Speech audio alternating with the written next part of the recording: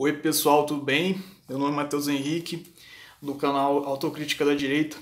Peço que se inscrevam no canal, assistam os outros vídeos. E se por acaso os vídeos ficarem longos, eu recomendo que acelerem o vídeo para 1.5 ou 1.75 vezes mais rápido, que isso facilita e ainda dá para entender. Agora eu pretendo dar prosseguimento aí ao vídeo anterior, em que eu estava falando sobre o debate do Conde Lopê com Paulo Cogos e da importância aí do combate ao anarcapitalismo dentro da direita. Então, vou voltar aos argumentos aqui que ele usou e tentar analisar. Então, depois ele fala, que acabou que a conversa ficou girando em torno do serviço militar, que é mais eficiente no Estado ou seria mais eficiente se fossem milícias privadas, sei lá o quê. Aí depois o Cogos defendeu o uso de soldados voluntários através de seguradoras, que seria mais eficiente, porque como aconteceu quando a União Soviética tentou invadir o Afeganistão e eles não conseguiram. E aí o que acontece? Ele até falou que no caso do Vietnã também aconteceu isso, só que o Vietnã tinha ajuda soviética, e o Afeganistão também tinha ajuda do exército americano, isso não é muito válido. E depois ele citou o exemplo do exército anarquista da Ucrânia, que era mais eficiente porque ganhou do exército soviético e tal, mas que eu saiba, o exército soviético depois conseguiu reconquistar a Ucrânia. Então, pelo simples fato de o poder estatal conseguir mobilizar um número maior de pessoas para guerrear, seria mais eficiente. Depois ele fala que, na verdade, os piores tipos de guerra são as guerras que você combate um exército que usa táticas não convencionais e que está enraizado na sociedade, tal, que seria mais ou menos as guerrilhas como os mujahidins no Afeganistão, como os guerrilhas do Vietnã e tal. Mas acontece o seguinte, então seria mais eficiente, na verdade, o exército voluntário, anarcocapitalista, coisa seria mais eficiente que o exército regular, igual americano e tal. Mas acontece o seguinte, o problema não é nem a eficiência aí nesse caso de ser difícil combater o exército irregular. O problema é que, você vê o exército americano, o exército soviético, os grandes exércitos aí, eles têm uma dor de cabeça para segurar os territórios. Só que acontece o seguinte, eles pegaram e conseguiram facilmente vencer, conseguiram facilmente derrubar certos alvos militares específicos nessas guerras, que eu saiba. Até mesmo na Guerra do Vietnã, o exército americano conseguiu sucesso em determinados alvos de forma rápida. E o soviético no Afeganistão a mesma coisa. E da União Soviética na Ucrânia eu não sei, mas geralmente o exército Estados Unidos contra o Iraque foi a mesma coisa. Geralmente o exército grande contra o exército menor que usa recursos de guerrilha, etc., ele consegue os alvos militares mais rápido. Então, ele vai ter uma dor de cabeça depois, só que se o outro exército aí das seguradoras aí, das milícias usadas por seguradores, se fosse tão eficiente, eles não iam conseguir nem ter supremacia aérea, nem conseguir conquistar bases militares, alvos militares, nem nada. Então, o exército maior vai transformar a situação da região que está vivendo, sendo protegida por um exército menor, um inferno, porque eles podem usar técnicas de sabotagem e tal, só que o exército maior historicamente sempre conseguiu conquistar alvos militares. Então eu acho que essa discussão aqui foi meio maluca, o negócio de exército anarcocapitalista contra o exército maior e organizado. E outra questão seria em relação a, vamos dizer, produção tecnológica do exército maior, que por mais avançado que fosse a produção tecnológica de pequenas agências e tal, o Estado sempre vai ter uma vantagem simplesmente porque ele tem dinheiro virtualmente infinito. Ele pode pegar quantidade de impostos virtualmente ilimitada para encomendar tecnologias melhores de outras empresas e tal. Então, eu acho que só por aí o exército estatal já teria uma vantagem. Então, acho que é maluquice esse negócio de milícias de seguradoras. Mas, ainda que fosse mesmo mais eficiente, isso já seria uma contradição no discurso do Paulo Cogos e no discurso dos anarcocapitalistas, porque, primeiro, eles partem do princípio que o anarcocapitalismo tem que ser implantado porque ele é ético, porque o direito absoluto da propriedade é a única alternativa ética viável. Então, porra, aqui ele já está dizendo que seria melhor utilitariamente o exército na sociedade anarcocapitalista porque ia proteger melhor o território. Então, porra, mas por que você está falando isso, que seria melhor por uma questão utilitária, que ele ia proteger melhor o território, se você já falou antes que, mesmo que ele não protegesse melhor, mesmo que fosse pior, o anarcocapitalismo teria que ser defendido porque não é uma questão meramente utilitária, é uma questão de ética mais elevada e tal, do direito à propriedade, que eu acho absurdo. Mas ele defende lá, o que vai fazer? Aí depois ele fala qual que é a diferença do bem comum, do chamado bem comum, seja lá o que quer dizer, desprezando a ideia do bem comum, como se pelo fato dela não poder ser definida claramente como a partir da matemática ela fosse menos importante, porque a sua existência também não pode ser definida claramente como nas equações, como nas abstrações quantitativas, mas isso não quer dizer que você não exista. Então, bem comum, porra, é o conceito necessário, o único possível para a política, por mais que os anarcocapitalistas fiquem escandalizados com isso. Aí ele fala, o conceito de bem comum é uma maluquice e tal, e o Estado, baseado no conceito de bem comum, roubando as pessoas, é a mesma coisa que uma mulher sendo estuprada por 10 homens, que não sei o quê. Então, porque é tudo um roubo, é tudo imoral. Então aqui ele comete o erro do abstracionismo, que eu já tinha falado no vídeo anterior, que tipo, você falar que o Estado, a cobrança de impostos é a mesma coisa que um estupro, se você usar no sentido de violação à liberdade, você pode até usar isso abstratamente como uma linguagem aceitável na dimensão lógica. Só que na dimensão do significado comparado com a realidade é um absurdo. Porque, por exemplo, a mesma coisa que você falar se você matou um mosquito é um assassinato. Se você matou 2 mosquitos é um genocídio. Então, tipo, não, porque você tirou a vida de um ser. E se você cometeu um assassinato, cometeu um genocídio, você também está tirando a vida de um ser ou de vários seres. Então, beleza, você pega e coloca um remédio para matar um monte de formiga. Então, você cometeu um genocídio também.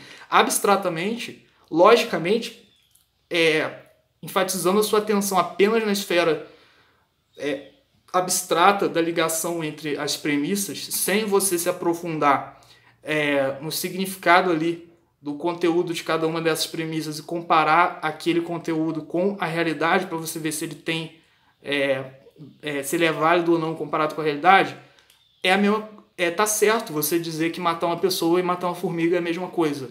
Você dizer que você colocar fogo no formigueiro e você fazer o holocausto é a mesma coisa. Estaria certo, logicamente. Então, tipo, da mesma forma que estaria certo você dizer que impedir um pai de deixar o filho beber no lixão é a mesma coisa que estuprar uma garota, porque você está infringindo a liberdade do cara de pegar o filho dele, carregar até o lixão e abandonar para ele morrer ali. Então você está violando a liberdade do cara. Então, beleza, da mesma forma que a escravidão, da mesma forma que o estupro, você está violando a liberdade do cara. Então, beleza, você matar uma formiga que subiu na sua perna, ou você pegar e dar um tiro na cabeça de uma pessoa, você também está tirando a vida de um ser vivo. Você também está impedindo o ser vivo de continuar, etc. Então, é a mesma coisa. É um assassinato do mesmo jeito. Então, tipo, é esse ponto que a loucura do abstracionismo do discurso anarcocapitalista leva as pessoas a chegar, né? A partir dessa retórica maluca aí. Então, depois ele fala do negócio das drogas, que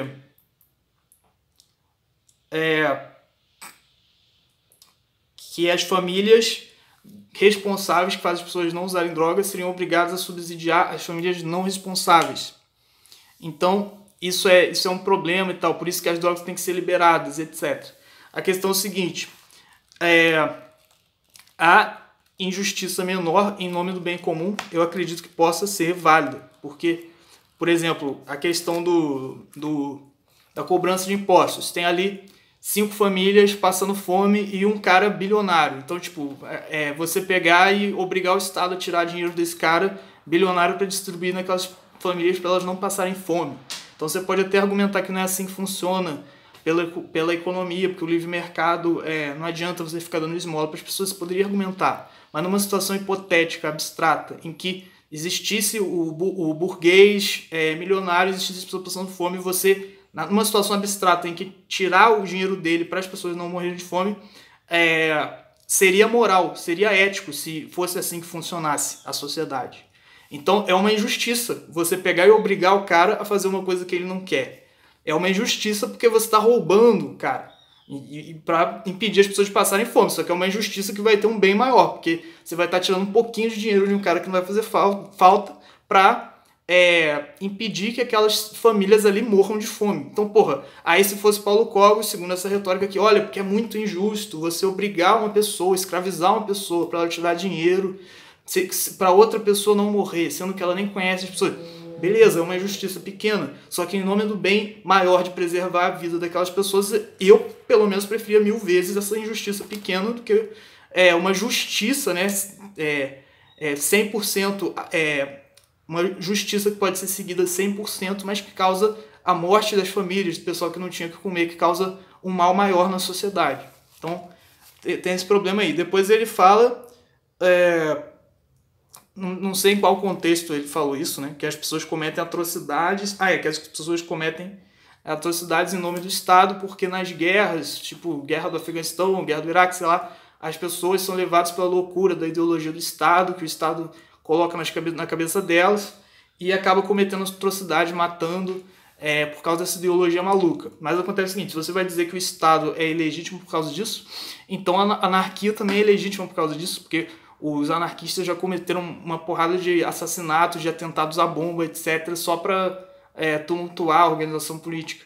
Então ele vai dizer, mas aí não é o anarcocapitalismo, porque o anarcocapitalismo é bonzinho, etc. Mas aí que tá. O problema é que a retórica do anarcocapitalismo é feita para lutar contra o estatismo. Mas contra o anarcomunismo, eles não têm nada a opor. Porque se você... Tem até os vídeos que eu vi aí que o pessoal fala que os anarcocapitalistas não são anarquistas de verdade, que os anarquistas de verdade são os anarcossindicalistas e tal. E realmente, se você entrar na retórica de que imposto é roubo, não tem nada dentro da estrutura teórica do anarcocapitalismo, não tem nada que impeça que você desenvolva isso para dizer que a propriedade também é um roubo. Então o que está certo é o anarcossindicalismo e, portanto, matar as pessoas para causar um tumulto que vai distribuir a propriedade delas para um número maior de pessoas pode ser bom também. Então o que eu estou querendo dizer é que colocar nas costas do estatismo, dessa ideologia estatista que, como eu já falei, é inexistente, porque eu nunca vi um grupo político que defenda abertamente o Estado como ele é. A única pessoa que criou essa ideologia fui eu, um canal insignificante no YouTube, que para o Paulo Cogos já é uma ideologia... só um minuto aqui. Pois tinha que interromper a gravação, mas resumindo é isso. Paulo Cogos inventa que o Estado criou uma ideologia para convencer as pessoas de que a existência do Estado é importante, sendo que eu nunca vi essa ideologia, porque os grupos que têm relevância no debate político, a esquerda, eles defendem o assistencialismo, defendem, vamos dizer, medidas que seriam consideradas estatistas, mas eles defendem em função de uma utopia socialista que está por vir. Eles criticam o Estado atual, porque é um Estado burguês.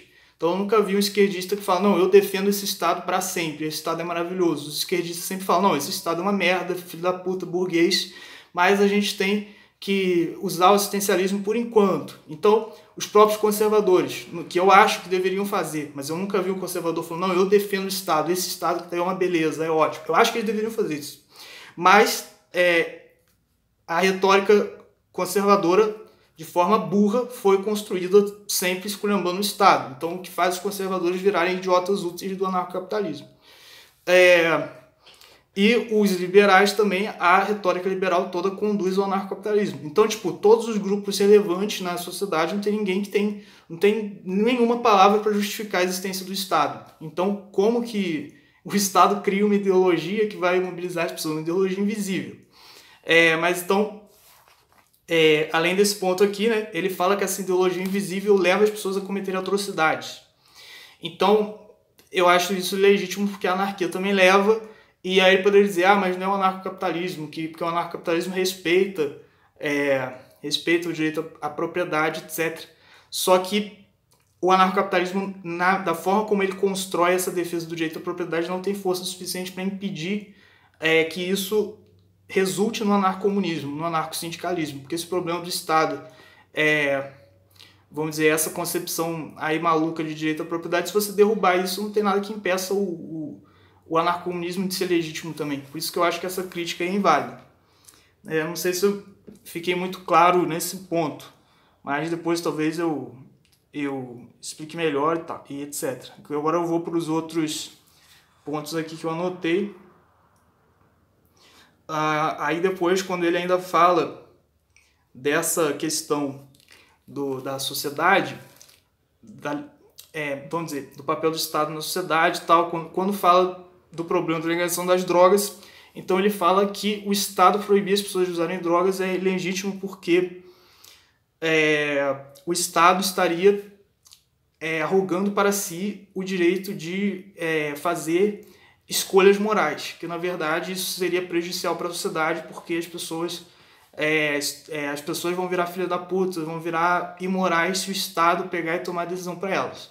Eu acho isso aí absurdo pelo seguinte, talvez o pior argumento a favor do anarcocapitalismo seja esse, porque acontece o seguinte, até para os anarcocapitalistas seria necessário a justiça criminal na sociedade. Se você parte do princípio que o Estado não pode fazer nenhuma imposição, porque isso vai fazer as pessoas se tornarem irresponsáveis, porque elas não vão mais pensar em moralidade, porque o Estado já está colocando os valores, já está impondo os valores morais, então não teria que ter nenhuma forma de justiça criminal na sociedade, independente de ser o Estado como ele é estabelecido, ou se fosse a sociedade organizada em torno de um direito natural, de uma moral absoluta que respeitasse o direito à propriedade, como é a utopia anarcocapitalista. Então, ainda que existisse a sociedade anarcocapitalista organizada, existiria a justiça criminal para preservar o direito absoluto à propriedade das pessoas. Então, essa justiça criminal também não deveria existir porque ela impede as pessoas de tomarem as decisões por conta própria, impede as pessoas de perceberem essa moral do direito à propriedade por conta própria. Então, você não pode punir o assassinato, porque aí a pessoa que está punindo o assassinato está arrogando para si o direito de deliberar sobre a moral e está impedindo a pessoa que é punida de deliberar, etc. Então isso é maluquice. Depois ele fala que então como ajudar o drogado, que tem que ser ajudado com caridade, etc., não proibindo, porque você proibir ele é uma monstruosidade, etc. Então acontece o seguinte, eu acredito que se a proibição das drogas, se for provado que a proibição das drogas cause na sociedade uma diminuição, por mínima que seja, do número de pessoas que vão virar zumbis, que vão virar cracudos, etc., já é legítimo, já é justificável. Porque você deixar para... não, isso aí depois ele tem que ser ajudado na caridade, porque o Estado é imoral, o Estado é horroroso, não sei o quê.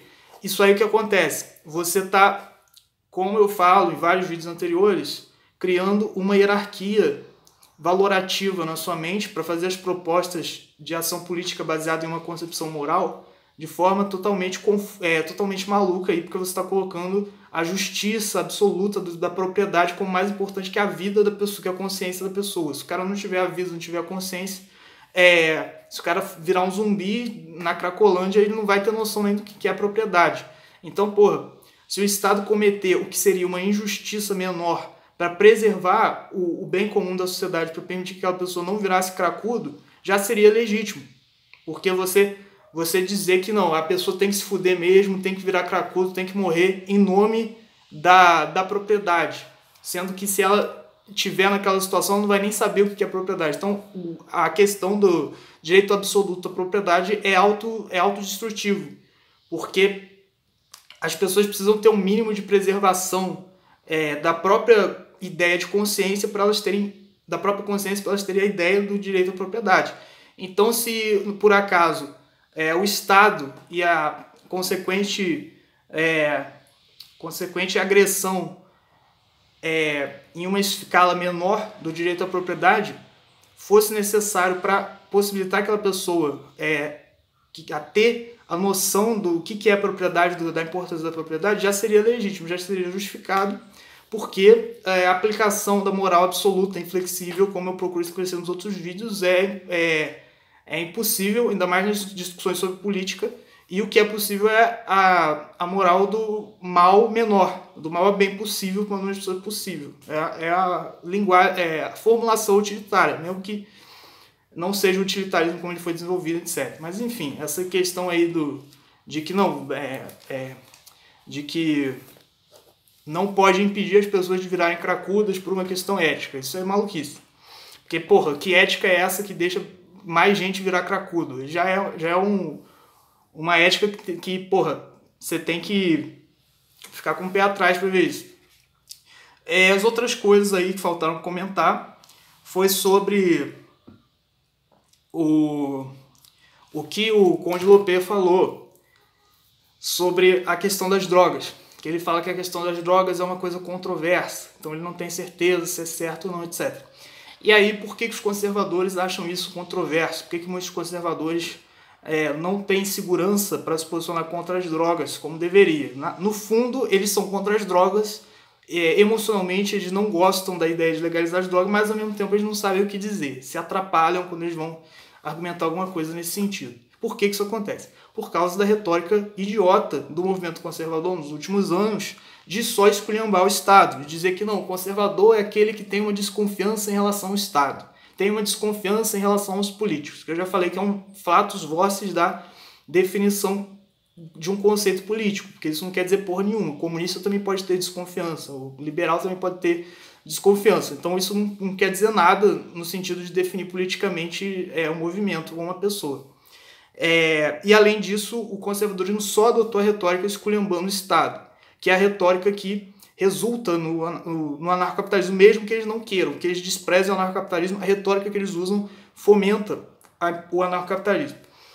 O próprio Olavo de Carvalho, que ele próprio não se declara conservador, não quer assumir responsabilidade de defender o conservadorismo.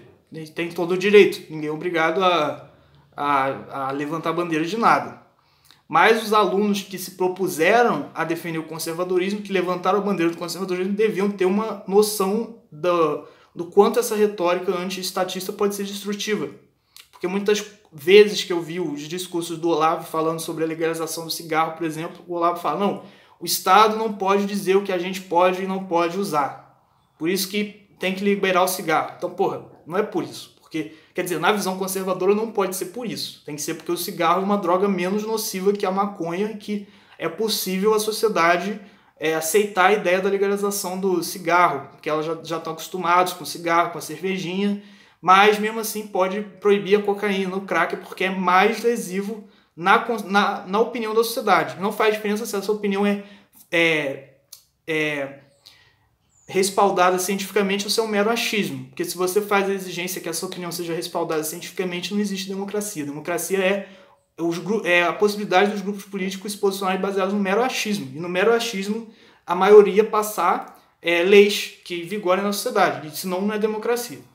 Então o certo seria isso. Mas na forma como o Olavo apresenta essas ideias, ele não fala isso. Que porque o cigarro é menos pior. Ele fala, é porque o Estado não tem o direito de dizer o que a gente tem que usar. Então, se o Estado não tem o direito de dizer o que a gente tem que usar, você é anarcocapitalista. Você é a favor da legalização do crack, do crocodilo, do pó de macaco, porque o Estado não tem o direito de dizer que você não pode usar.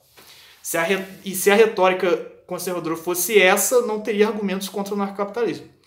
E o que eu estava vendo no podcast esses dias do Flávio Morgenstern foi a mesma coisa. A Caroline de Tônica é uma pessoa pareceu muito bem preparada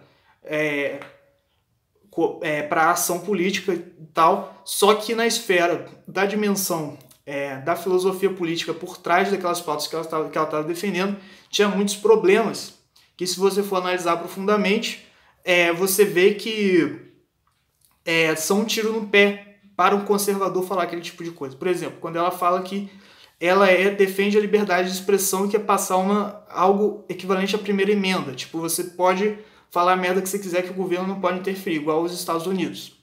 Então, pode ser. Aparentemente, eu acho que tem que ser analisado melhor se é uma boa ideia mesmo ou não, mas poderia até ser uma boa ideia. O problema é que tudo isso ela fala, incluindo essa proposta numa retórica que vai esculhambando vamos dizer, qualquer possibilidade de intromissão do Estado nas liberdades do cidadão. Então, temos que defender a liberdade do cidadão, senão nós vamos estar na mão de um grupo de burocratas. Então, o que acontece? Porra, se o conservador defende o conservadorismo com essa retórica, que temos que defender a liberdade dos cidadãos, porque o Estado é o demônio, porque o Estado é malvado. Então, você é anarcocapitalista. Então, você é anarcocapitalista e não sabe ainda. Você é um idiota útil. É uma, vamos dizer, vítima fácil do discurso anarcocapitalista, porque você não vai ter como refutar. E aí, depois, o que a Caroline de Tone falou, em seguida, confirmando essa minha visão, elogiou o Paulo Cogos, e inclusive falou para o Paulo Cogos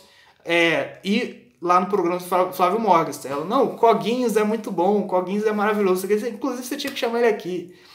E aí o Flávio Morgenstern, em seguida, concordou, falou, realmente, o Paulo Cogos é muito gente boa, ele é maravilhoso, tal, tem que chamar ele mesmo. Eu encontrei ele na missa e tal, só que o Morgenstern, você via que por dentro ele estava puto, por dentro ele fica revoltado com o Paulo Cogos, mas não podia assumir essa antipatia pelo Paulo Cogos, porque o Paulo Cogos é um cara que da boca para fora diz que é conservador, vai na igreja, diz que é religioso, etc. E ele tem a retórica conservadora, tipo, temos que punir os bandidos, tem que dar um tapa mesmo no seu filho para ele não fumar maconha, não sei o quê. Tem uma impressão estética que busca ter uma linguagem conservadora. Ele procura fazer isso. Então o que acontece? Os conservadores imbecis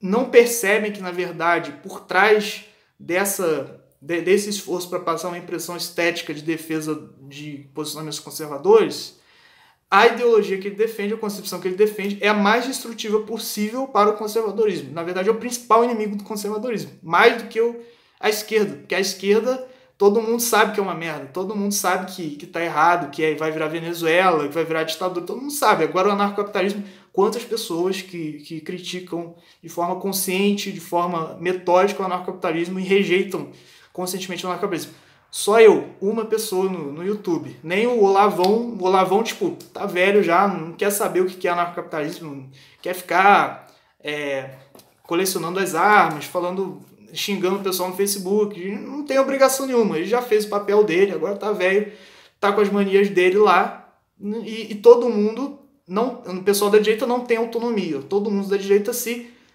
dos intelectuais da direita se resumem a repetir as coisas que o Olavo fala. Então, se o Olavo não pega, escreve um livro, explica detalhe por detalhe que o anarcocapitalismo é ruim, os intelectuais da direita nunca vão ter a autonomia para chegar à conclusão que o anarcocapitalismo é ruim. Então, eles não têm meios para se posicionar contra o anarcocapitalismo e perceber o perigo do anarcocapitalismo. Então, considerando isso aí tudo, qual que é o resultado? Paulo Cogos não pode pegar e declarar, o Flávio Morgenstern não pode pegar e falar abertamente, não, Paulo Cogos é perigoso, Paulo Cogos é uma ameaça.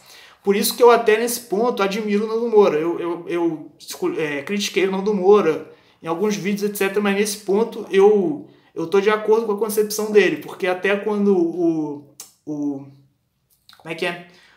Se eu não me engano, Mamãe Falei, numa entrevista, mencionou o Paulo Cogos. Falou, não, o Paulo Cogos cria um personagem, mas ele é gente boa e tal. Sempre com aquela conversa. Não, o Paulo Cogos é anarcocapitalista, mas tirando isso ele é gente boa, ele é até um cara conservador, tem até um discurso conservador, vai na igreja e tal, com essa conversinha.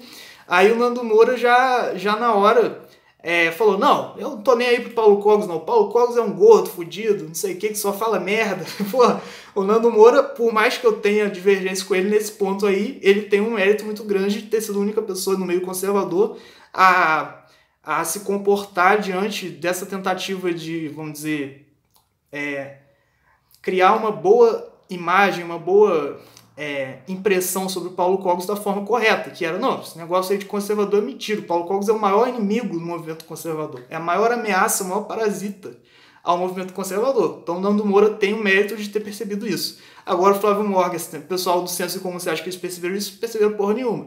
Então, o que o Flávio Morgenstern falou? Eu vou chamar o Paulo Cogos aqui, porque o Cogos é muito gente boa, não sei o quê. Então, provavelmente, qual que vai ser o efeito de chamar o Paulo Cogos no Senso Comum? Ele vai conseguir convencer, porque ele tem um nível intelectual superior ao Morgenstern, o pessoal aluno do Olavo, eu acho.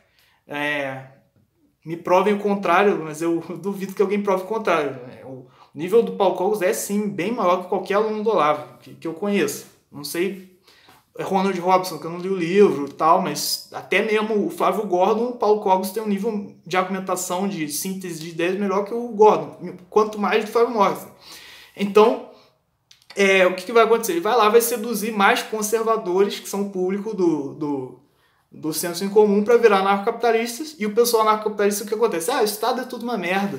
PT e Bolsonaro é tudo a mesma coisa, porque são estatistas monstruosos que querem escravizar a pessoa, então eu não vou votar no Bolsonaro. Vamos supor que o Paulo Cogos, nessa conversa dele, convença 200 mil, 300 mil pessoas a virarem anarcocapitalistas e não votarem no Bolsonaro nas próximas eleições. E vamos supor que esses 300 mil do Paulo Cogos, mais 500 mil que se convenceram através do ideias radicais, e mais 200 mil de outro lugar viram anarcocapitalistas, e o Bolsonaro teve, acho que, 57 milhões de votos. Vamos supor que em 2022 o Bolsonaro tenha 55 milhões e o PT tenha 56 milhões. Justamente esse pessoal aí que caiu na conversa do Paulo Cogos do anarcocapitalismo, que vai entregar o governo para o PT. Então olha que maravilha. Mas a situação da direita brasileira é isso aí, muita merda acontecendo. Eu espero nos próximos vídeos poder... Se bem que esse debate eu não sei se eu vou falar mais, porque eu acho que os pontos mais relevantes eu já falei. Mas vamos ver, eu vou voltar nesse assunto, mas por enquanto é isso. Muito obrigado.